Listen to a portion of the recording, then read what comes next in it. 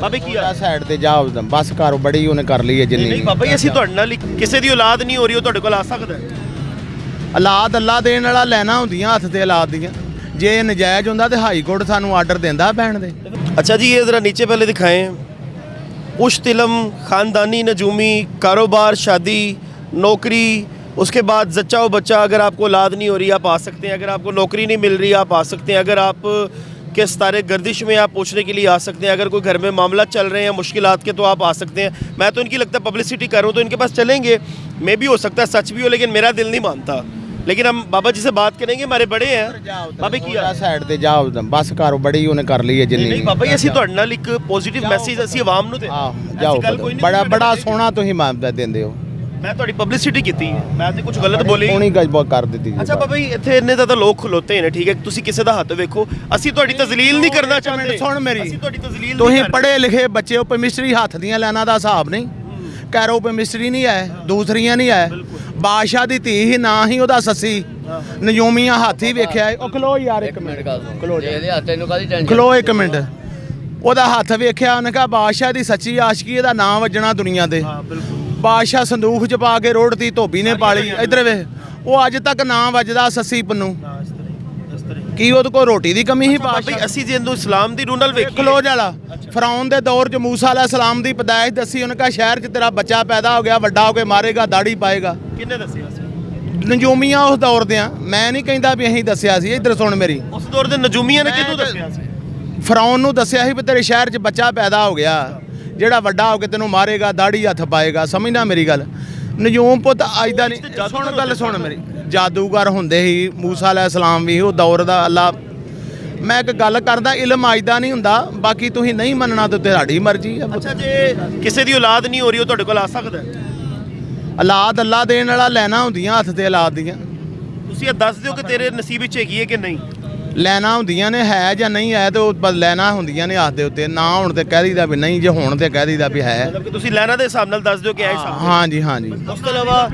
ਉਸ ਤੋਂ ਇਲਾਵਾ ਜੋ ਵੀ ਚੀਜ਼ਾਂ ਲਿਖੀ ਹੈ, ਕਾਰੋਬਾਰ, ਨੌਕਰੀ, ਇਮਤਿਹਾਨ, ਮੁਕੱਦਮਾ, ਮੁਹੱਬਤ में नाकामी, ਦੱਸ ਦੀਦੀਆਂ ਪੁੱਤ ਉਦਾਂ ਔਲਾਦ का ना होना, ਦੋਸਤੀ, ਦੁਸ਼ਮਣੀ। ਮਤਲਬ ਕਿ ਹੁਣ ਇੱਕ ਗੱਲ ਹੈ, ਅੱਜ ਕੱਲ ਦੇ ਮੁੰਡੇ ਜਿਹੜੇ ਹੈਗੇ ਨੇ ਆਸ਼ਕੀ ਮਸ਼ੂਕੀ ਚ ਪਏ ਨੇ, ਹੁਣ ਕੋਈ ਕੁੜੀ ਨਹੀਂ ਮੰਨਦੀ, ਤੁਹਾਡੇ ਕੋਲ ਆਈ ਜਾਣਗੇ ਉਹ। ਨਹੀਂ ਪੁੱਤ ਉਹ ਜੇ ਆਵੇ ਵੀ ਤੁਹਾਨੂੰ ਸਮਝਾਈਦਾ ਪੁੱਤ ਨਮਾਜ਼ ਪੜੋ, ਅੱਲਾ ਦਾ ਜ਼ਿਕਰ ਕਰੋ। ਅਸੀਂ ਗਲਤ ਪਾਸੇ ਲਿਖਿਆ ਹੈ ਮੁਹੱਬਤ में नाकामी, ਤੁਸੀਂ ਲਿਖਿਆ ਹੈ, ਇਹਦਾ ਹੱਲ ਦੱਸੋ। ਹੱਲ ਨਹੀਂ ਉਹਦਾ ਦੱਸੀਦਾ ਪੁੱਤ ਵੀ ਬਿਹਤਰੀ ਅੱਲਾ ਦਾ ਜ਼ਿਕਰ ਕਰੋ, ਅੱਲਾ ਬਿਹਤਰ ਕਰਨ ਵਾਲਾ ਬੰਦਾ। ਲੇਕਿਨ ਵੇਖੋ ਨਾ ਹੁਣ ਜਿਹੜਾ ਤੁਸੀਂ ਅੱਗੇ ਨਕਸ਼ ਲਾਏ ਨੇ ਹੱਥਾਂ ਦੇ ਤੇ ਇਹ ਉਹ ਸਾਰਾ ਕੁਝ ਜਾਇਜ਼ ਹੈਗਾ, ਠੀਕ ਤੁਸੀਂ ਸਹੀ ਕਰ ਰਹੇ ਹੋ। ਤੁਹਾਡਾ ਕੀ ਦਿਲ ਕਹਿੰਦਾ ਹੈ? ਪੁੱਤ ਜੇ ਜਾਇਜ਼ ਨਾ ਹੁੰਦਾ ਸੀ ਹਰਾਸਮੈਂਟ ਹਾਈ ਕੋਰਟ ਤੋਂ ਵੀ ਲਈ ਆ, ਸ਼ਿਸ਼ਨ ਕੋਰਟ ਤੋਂ ਵੀ।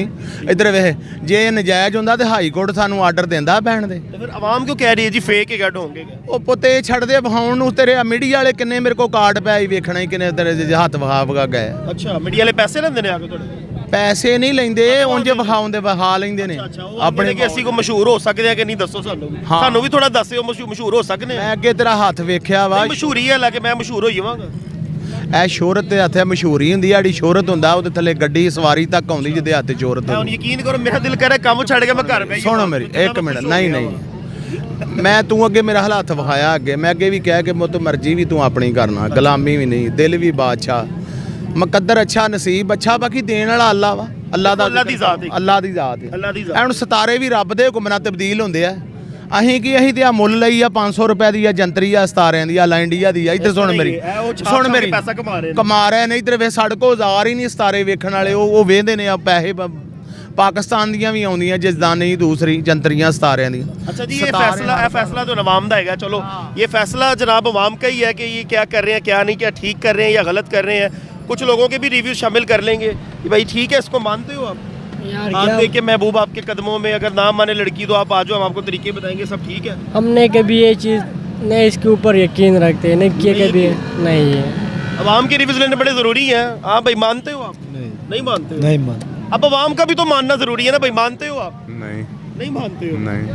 आप मानते हो यार? नहीं मानता। नहीं मानता। अवाम नहीं मान रही जनाब, लेकिन जाहिर सी बात है हमने अवाम के मुताबिक ही चलना होता है। लेकिन मैं खुद भी नहीं मानता। अब अगर किसी को इतनी पॉजिटिव चीज़ें दिखाते हैं तो वो बड़ा खुश हो जाता है कि यार ठीक है, वो हो सकता है 1000-500 दे के भी जाए, कि भाई आपने मेरा दिल बड़ा कर दिया है, लेकिन ये चीज़ों पे यकीन रखना आपके ईमान की कमज़ोरी की निशानी है, क्योंकि जो मेरे मालिक की ज़ात है, जो तकदीर लिखी गई है, दुआएं तकदीरें बिल्कुल बदल देती हैं, लेकिन दुआएं, माँ बाप की दुआएं, अवाम की दुआएं, ये नहीं कि आप जाके किसी को हाथ दिखाओ, शॉर्टकट रास्ता ढूंढो और आप जनाब अमीर हो जाओ, ऐसा बिल्कुल नहीं होता। यकीन सिर्फ अल्लाह की ज़ात पे। अपने मेज़बान को दीजिए इजाज़त, अल्लाह ने के बाद।